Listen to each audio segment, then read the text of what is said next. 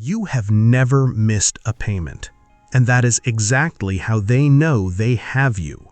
There is a number somewhere in a system you have never logged into, a number that decides whether you can rent an apartment, finance a car, or be approved for the loan you will need when something breaks in your life that you cannot afford to fix with cash. And that number is not measuring your wealth. It is measuring how reliably you service your debt.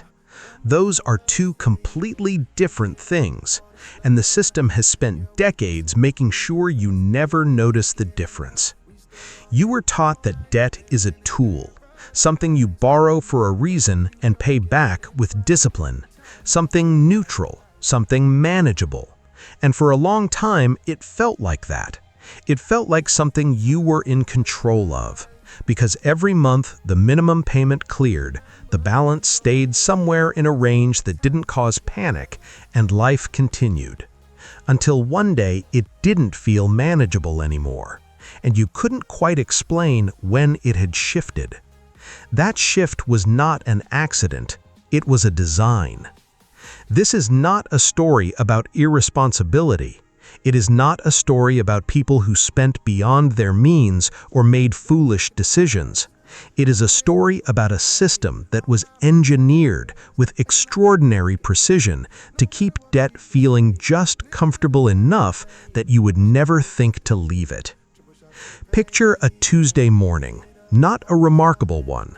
You wake up, check your phone, and somewhere in the first 10 minutes of consciousness, you have already seen a number. Maybe it is your bank balance. Maybe it is a notification from a finance app. Maybe it is just a mental calculation you run automatically without realizing you are running it. The gap between what came in this month and what went out. Most people do this. Most people carry a kind of low-grade financial arithmetic in the back of their mind at almost all times.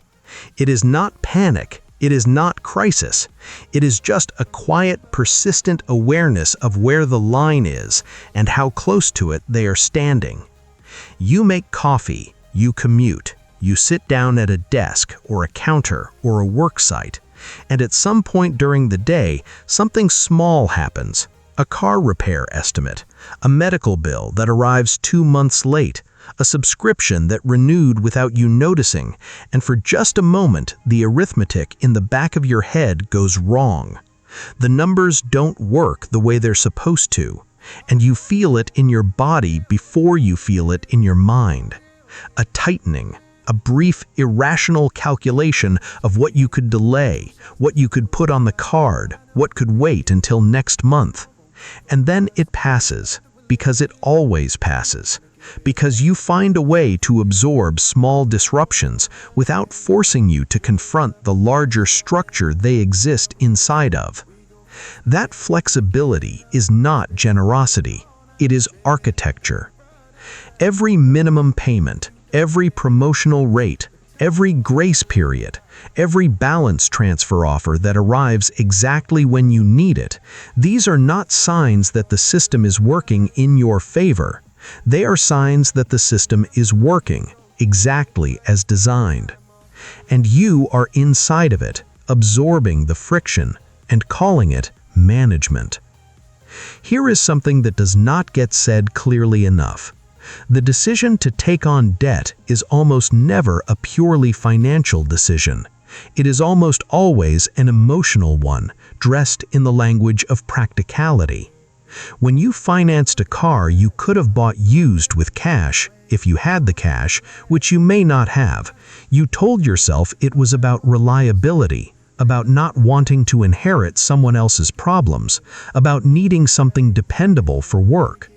And all of those things may have been true, but underneath them was something older and quieter.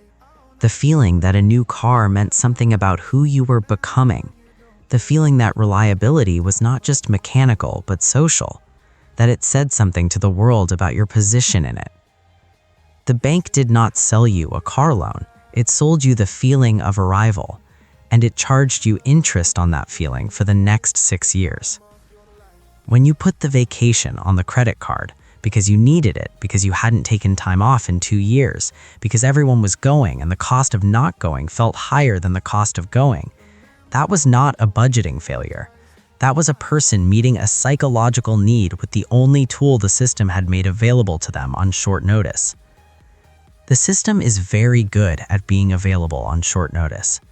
Every human need that money touches, security, status, belonging, relief, pleasure, the desire to provide, the desire to be seen, has been mapped, studied, and turned into a product. And that product was designed to be accessible before you had saved for it. Because the moment you have saved for something, you no longer need to borrow it. A person who never needs to borrow is a person the system cannot profit from. And so the system does not try to make you richer. It tries to make sure your needs arrive slightly faster than your savings can. There is a concept in behavioral economics called the pain of paying. It refers to the psychological discomfort people feel when they exchange money for something. And researchers have found that this pain is highest when payment is immediate and concrete, when you hand someone cash and watch it leave your hand, and lowest when payment is delayed, abstracted, or distributed across time. A credit card is, among other things, a tool for reducing the pain of paying. It puts distance between the experience of having something and the experience of losing something to get it. And in that distance, consumption becomes easier. Decision-making loosens. The internal resistance that might have caused you to pause dissolves. The banking industry did not discover this by accident. It invested enormously in understanding exactly how much friction needed to be removed from the spending process for people to spend more. And then it built products that removed precisely that amount of friction. Not more, not less. Because too little friction and the product feels irresponsible even to the consumer. Too much and they don't use it. The credit score is a related piece of the architecture, and it is worth looking at with clear eyes. You are told that a good credit score demonstrates financial responsibility, and in a narrow sense, this is true. But what it actually measures is something more specific: your willingness to enter into debt relationships and service them reliably over time. A person who has never had a credit card, never taken a loan, never carried a balance, a person who has lived entirely within their means using only what they have, may have no credit history at all, or a surprisingly thin one. And the system will treat that person as a greater risk than someone who has been borrowing steadily for a decade. The system does not reward the absence of debt. It rewards the management of it. And because a good score unlocks better rates, better approval odds, better terms, and a poor score or no score locks doors in housing, in employment, in emergency access to capital, participation in the debt system does not feel optional. It feels like the only rational choice, which is, again, not an accident. There is also the structure of the modern minimum payment, which deserves a moment of stillness.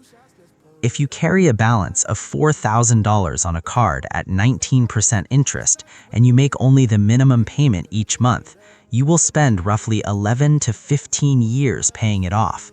The exact timeline depends on how the minimum is calculated.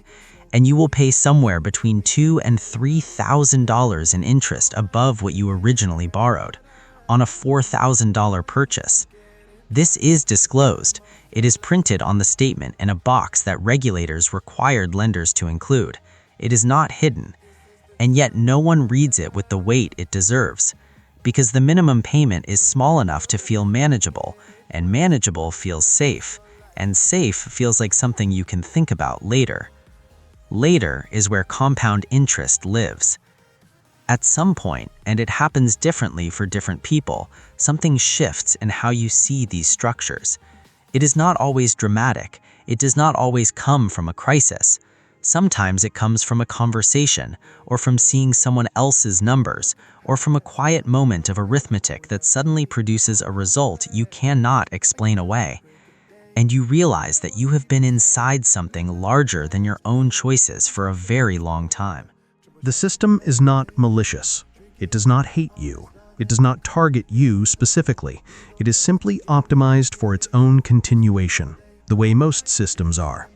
And its continuation depends on a specific set of human behaviors repeating reliably across millions of people over very long periods of time. It needs you to spend slightly more than you earn, reliably and indefinitely. It needs you to feel that this is normal. It needs you to believe that the way forward is to manage the debt better, not to question whether the debt should exist at all. Once you see that, you begin to notice certain things differently. You notice that the marketing for financial products almost never talks about cost. It talks about access. You can afford this now. You deserve this now. Don't let the upfront price stop you from living your life. The message is almost always some version of the gap between your desires and your current resources is a problem we have a product for. You notice that lifestyle inflation, the gradual expansion of what you consider a normal standard of living as your income rises, is not simply a human tendency, it is actively cultivated. Because a person whose expenses rise with their income never accumulates the kind of surplus that would make them debt-independent, and a debt-independent consumer is one of the least profitable kinds. You notice that financial anxiety, the persistent low-grade worry about money that so many people carry, is not a personal failure or a character flaw. It is in some sense a structural output, the predictable emotional result of living in a system that keeps most people slightly stretched, not broken, not desperate, just stretched, just uncertain enough to keep working, keep borrowing, and keep paying. This observation is not meant to make you angry. Anger is a loud response to a quiet problem. What the system responds to is not outrage. It is the slow, deliberate withdrawal of the behaviors it depends on. So, what do you do with this? The honest answer is that there is no dramatic exit. There is no single decision that removes you from the architecture. There is only a gradual change in the quality of your attention, a shift from operating inside the system unconsciously to observing it clearly. Clarity is not a financial strategy. It does not immediately fix a balance or lower a rate or erase a history of decisions made under conditions you didn't fully understand. But it changes what decisions feel available to you going forward. And that change over time compounds. You begin to notice the space between the need and the product offered to meet it. And in that space, sometimes there is room for a different kind of response. Not hustle, not sacrifice, not the performance of discipline that the financial wellness industry packages and sells back to you. Just the quiet recognition that the urgency you feel around a financial decision is often manufactured, and manufactured urgency can be allowed to pass. The debt you carry right now was designed to feel manageable, and manageable is how it stays invisible, and invisible is how it stays permanent. Not because you lack discipline or intelligence or ambition, but because the system is very good at its job, and its job is not the same as yours. Your job, if you choose to name it, is simply to see it. To see it without drama, without shame, without the particular exhaustion that comes from fighting systems you cannot dismantle alone, and to let that seeing slowly change the small daily decisions that, across enough time, constitute a life. The system counts on the fact that most people will not look that closely. You just did. Thank you for spending this time here. It is not a small thing to sit with a subject that most people prefer to keep just outside of focus. If something in this shifted something in you, even slightly, consider subscribing, not because the algorithm needs it, but because the next conversation will go deeper, and it helps to know you want to keep looking. And if there is a moment from this that you want to sit with further, a question it opened, a thing it named that you have been trying to name for a while, leave it in the comments, not as a debate, not as a rebuttal, just as a thought that wants to be heard. That is all this is, an observation shared.